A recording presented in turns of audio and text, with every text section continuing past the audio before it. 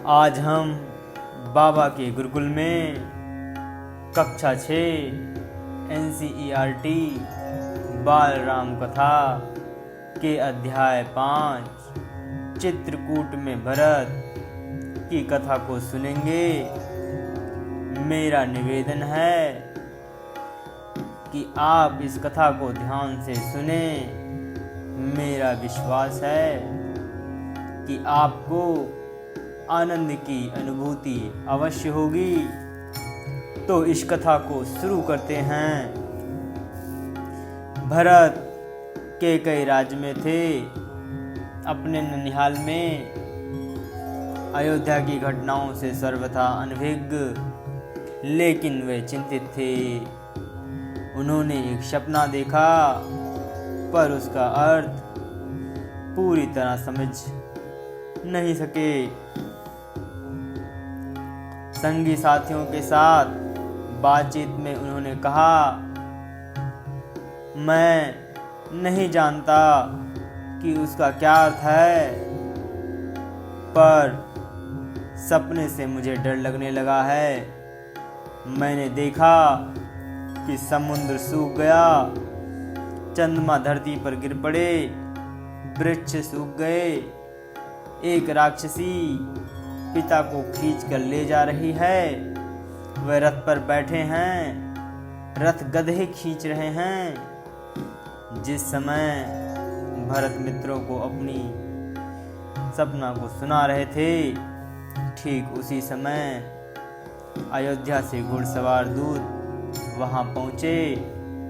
घुड़सवारों ने छोटा रास्ता चुना था। जल्द पहुंचने के लिए भरत को संदेह मिला। वह तत्काल अयोध्या जाने के लिए तैयार हो गए।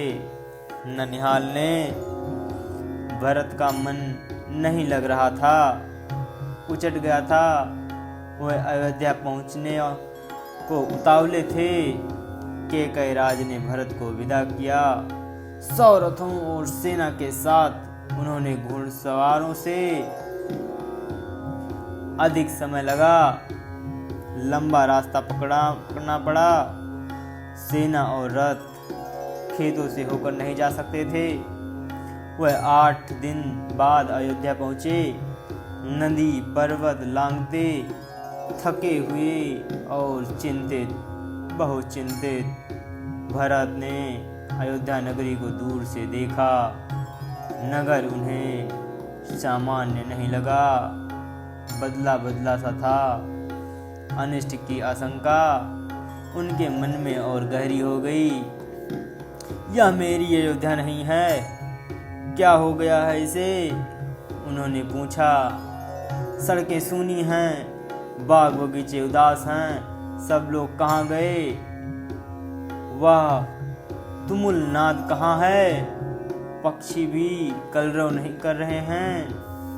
इतनी चुप्पी क्यों? किसी ने भरत के प्रश्नों का उत्तर नहीं दिया। नगर पहुंचते ही भरत सीधे राजभवन गए। महाराज दशरथ के प्रासाद की ओर। महाराज वहां नहीं थे। फिर वे कैकेयी के महल की ओर बढ़े। माँ ने आगे बढ़कर पुत्र को गले से लगा लिया, परंतु भरत की आंखों पिता को ढूंढ रही थी। उन्होंने माँ से पूछा,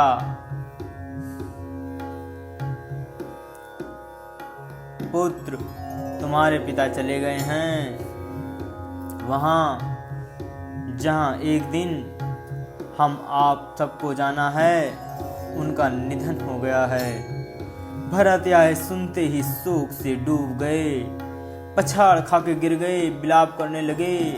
माँ कैकेयी ने उन्हें उठाया, डडास बनाया, कहा, उठो पुत्र, यशस्वी कुमार शोक नहीं करते।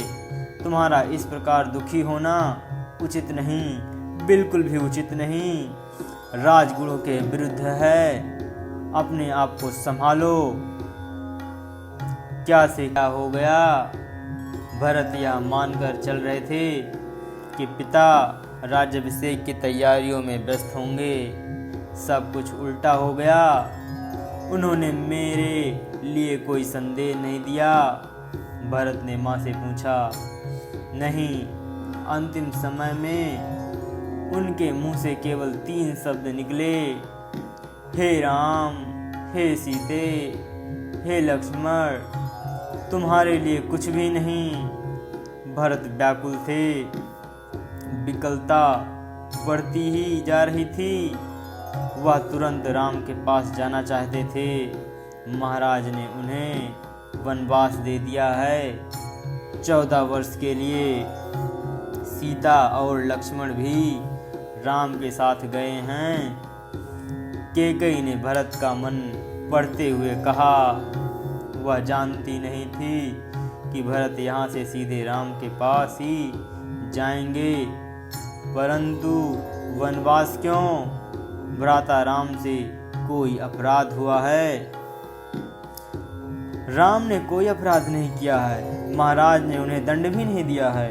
इसके लिए मैंने महाराज दशरथ से प्रार्थना की थी। मुझे तुम्हारे हित में यही उचित लगा। मैं तुम्हारा अहित नहीं देख सकती थी। कैकेयी ने कहा।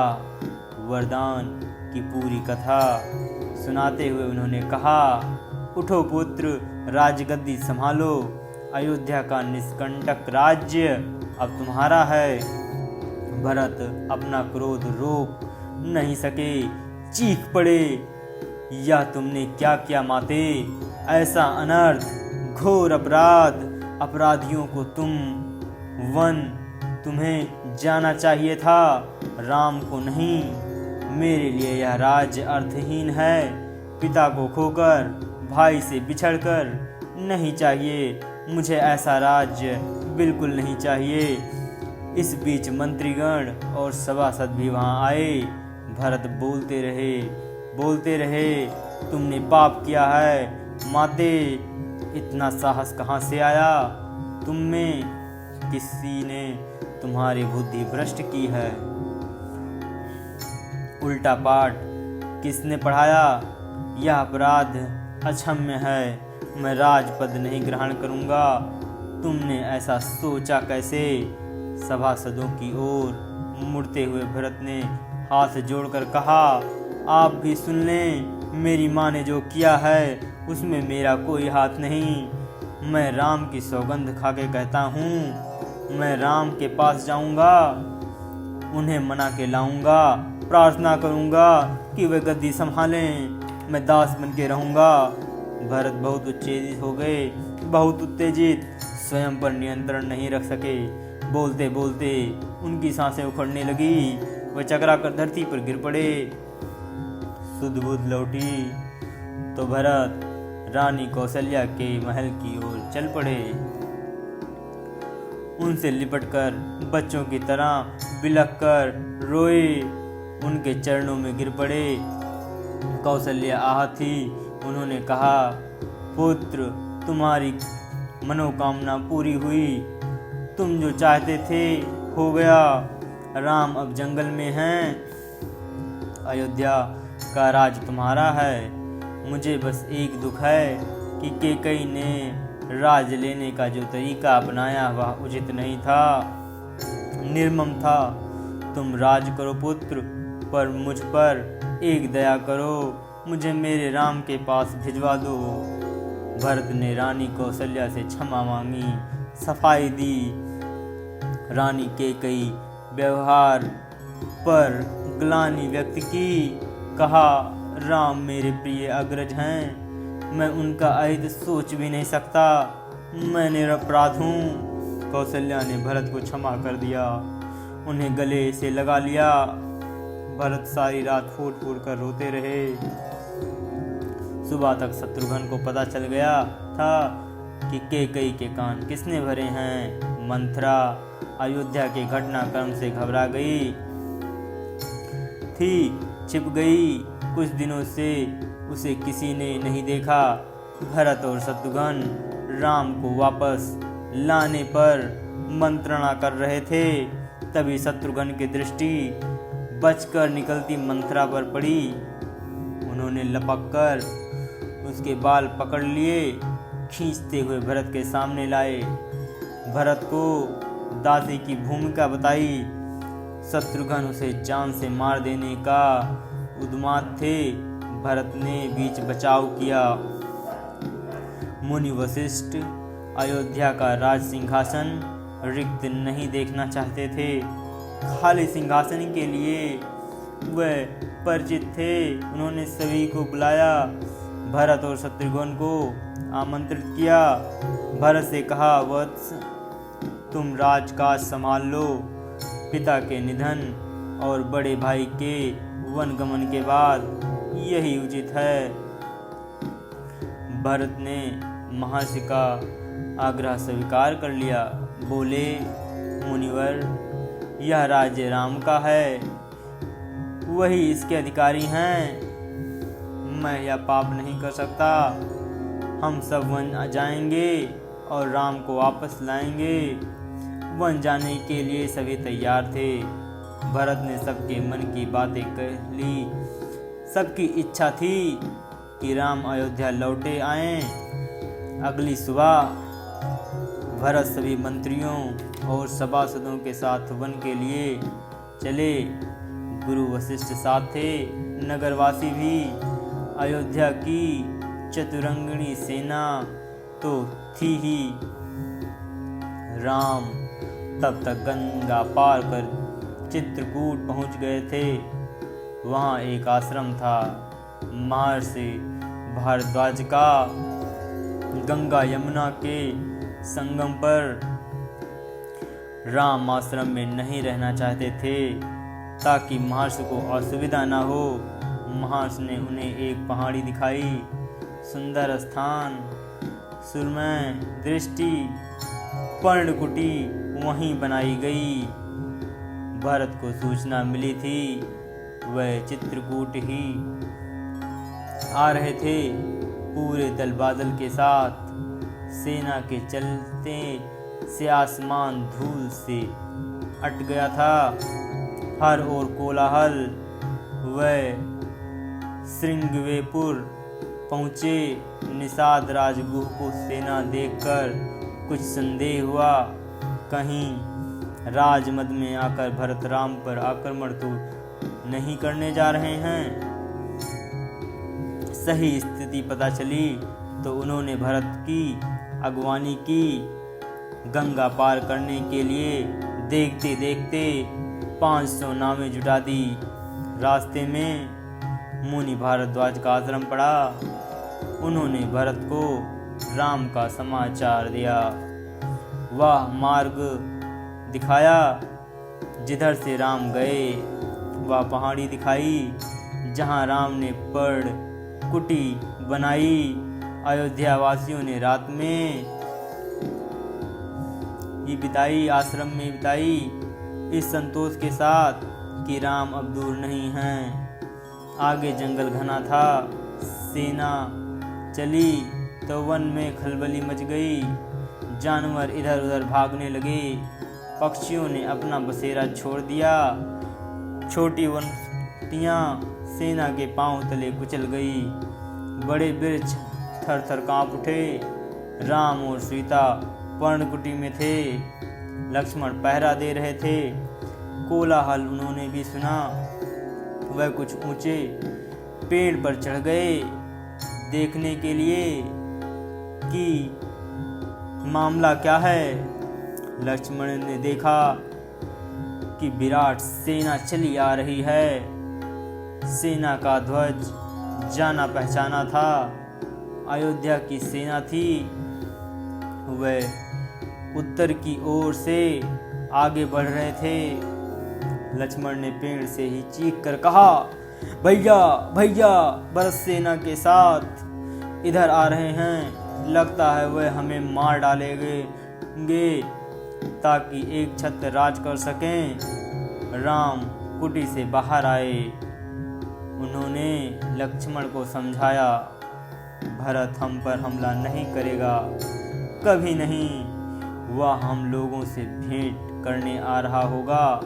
राम ने कहा, भेंट के लिए सेना के साथ आने का क्या उचित है? दो भाइयों के मिलने में सेना का क्या काम? लक्ष्मण आश्वस्त नहीं थे, वे सेना पर आक्रमण करना चाहते थे।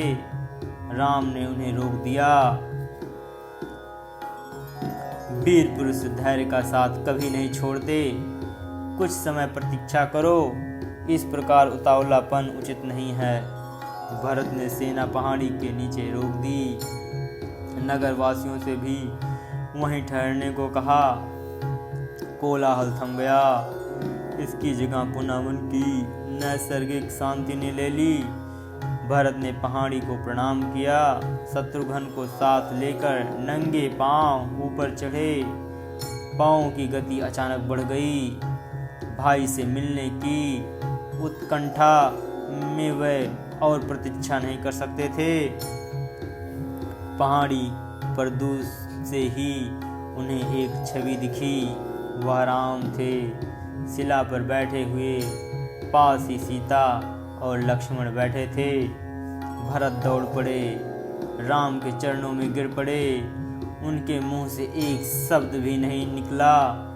शत्रुघ्न ने भी राम के चरण की वंदना की, बोले वह भी नहीं। उन्होंने दोनों ने उठाकर सीने से लगा लिया। सबकी आंखों में आंसू थे। भरत साहस नहीं जुटा पा रहे थे बड़े भाई को यह सूचना देने का कि पिता दशरथ नहीं रहे। एक दुखद समाचार है भ्राता, बहुत कठिनाई से उन्होंने कहा, पिता दशरथ नहीं रहे। आपके आने के छठे दिन दुख में प्राण त्याग दिया। राम सन्न रह गए, शोक में डूब गए। राम को पता चला कि भरत के साथ केवल सेना नहीं आई है, नगरवासी आए हैं, गुरुजन हैं, माता हैं। कैकेयी भी। राम लक्ष्मण पहाड़ी से उतरकर उनसे भेंट करने आए। सबसे स्नेह से मिले। सीता को तपस्विनी के वेश में देखकर माताएं दुखी हुई। राम ने कैकेयी को प्रणाम किया सहज भाव से। कैकेयी मन ही मन पछता रही थी। अगले दिन भरत ने राम से राज ग्रहण करने का आग्रह किया, समझाया, विनती की कि अयोध्या लौट चलें। राम इसके लिए तैयार नहीं हुए। पिता की आज्ञा का पालन अनिवार्य है। पिता की मृत्यु के बाद मैं उनका वचन नहीं तोड़ सकता। भरत को राजकाज समझाया, कहा कि अब तुम ही गद्दी संभालो, यह पिता की आज्ञा है। राम भरत संवाद में समय मंत्री और सभासद वहीं उपस्थित थे। मुनि वशिष्ठ भी। भरत बार बार राम से लौटने का आग्रह करते रहे। राम हर बार पूरी विनम्रता और दृढ़ता के साथ इसे अस्वीकार करते रहे। महर्षि वशिष्ठ ने कहा, राम रघुकुल की परंपरा में राजा ज्येष्ठ पुत्र ही होता है। तुम्हें अयोध्या लौटकर अपना दायित्व निभाना चाहिए, इसी में कुल का मान है। राम ने बहुत संयम स्वर में कहा, चाहे चंद्रमा अपनी चमक छोड़ दे, सूर्य पानी की तरह ठंडा हो जाए, हिमालय शीतल ना रहे, समुद्र की मर्यादा भंग हो जाए, परंतु मैं पिता की आज्ञा से विरत नहीं हो सकता। मैं उन्हीं की आज्ञा से वन आया हूँ, उन्हीं की आज्ञा से भरत को राजगद्दी संभालनी चाहिए। राम किसी तरह लौटने को तैयार नहीं हुए। भरत के चेहरे पर निराश के भाव थे। वह विफल हो गए थे राम को मनाने में। आप नहीं लौटेंगे तो मैं भी खाली हाथ नहीं जाऊंगा। आप मुझे अपनी खड़ाऊ दे दें, मैं 14 वर्ष उसी की आज्ञा से राजकाज चलाऊंगा।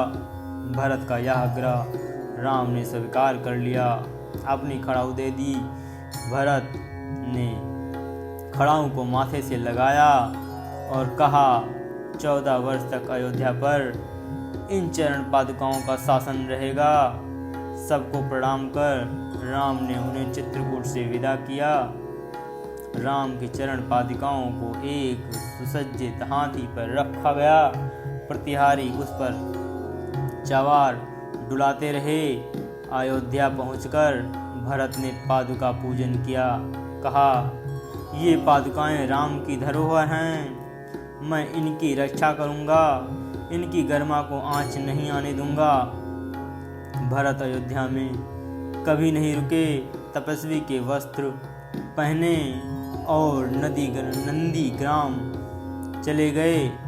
जाते समय उन्होंने कहा, मेरी अब केवल एक इच्छा है, इन चरण पादुकाओं को उन चरणों में देखूं जहां उन्हें होना चाहिए। मैं राम के लौटने की प्रतीक्षा करूंगा 14 वर्ष। अगर आपने कथा को ध्यान से सुना है तो बताइए, भरत के साथ वन में कौन कौन गया था? कमेंट बॉक्स में अपना उत्तर दीजिए।